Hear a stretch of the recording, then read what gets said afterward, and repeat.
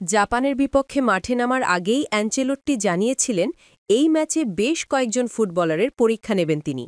আর এই সুযোগটা ভালোভাবেই কাজে লাগিয়েছে জাপান। দুর্দান্ত প্রত্যাবর্তনে সেলেসাওদের বিপক্ষে নিজেদের প্রথম জয়টি তুলে নিয়েছে এশিয়ার দেশটি।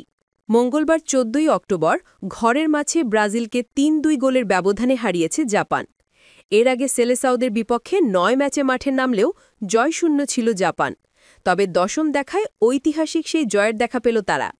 প্রথমার্ধে ব্রাজিলকে এগিয়ে নিয়েছিলেন পাউলো হেনরিক ও গাব্রিয়েল মার্টিনেলি, কিন্তু দ্বিতীয়ার্ধে শুরুতেই জাপানকে সমতায় ফেরান তাকুমি মিনামিনো ও কেইটো নাকামুরা। আর জাপানের হয়ে তৃতীয় গোলটি করেন আইসে উয়েদা।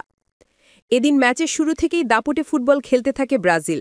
টানা আক্রমণে প্রতিপক্ষের রক্ষণভাগকে চাপের উপর রাখে সেলেসাওরা, তবে গোলের দেখা পাচ্ছিল না তারা। তবে ২৬তম মিনিটে দলকে এগিয়ে নেন ডিফেন্ডার হেনরিক। এরপর ৬ মিনিট পর ব্যবধান বাড়ান স্ট্রাইকার মার্টিনেলি। তার গোলে অ্যাসিস্ট করেন লুকাস পাকুইতা। এরপর খেলায় ফেরার চেষ্টা করে জাপান, কিন্তু প্রথমার্ধে কোনো গোল না পাওয়ায় ২-০ গোলের পিছিয়ে থেকেই বিরতিতে যায় স্বাগতিকরা। তবে দ্বিতীয়ার্ধে মাঠে নেমেই চমক দেখায় এশিয়ার দেশটি। ৫২তম মিনিটে জাপানের হয়ে প্রথম গোলটি করেন তাকুমি মিনামিনো। প্রথম গোল হজমের পর ৩টি পরিবর্তন আনেন Brazilian coach Carlo Ancelotti. Martinelli, Vinicius ও গুমারেসকে তুলে নেন তিনি, আর মাঠে নামান রদ্রিগো, কুনহা ও জোয়েলিটনকে। তারা মাঠে নিজেদের তুলে ধরার আগেই আরও ২টি গোল হজম করে ব্রাজিল।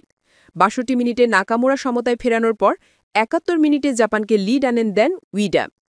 এরপর গোল পরিশোধ করতে মরিয়া হয়ে ওঠে সেলেসাওরা, কিন্তু শেষ পর্যন্ত সমতায় ফিরতে না পারায় ৩-২ গোলের হার নিয়ে মাঠ ছাড়তে হয়েছে ৫ বারের বিশ্ব চ্যাম্পিয়নদের।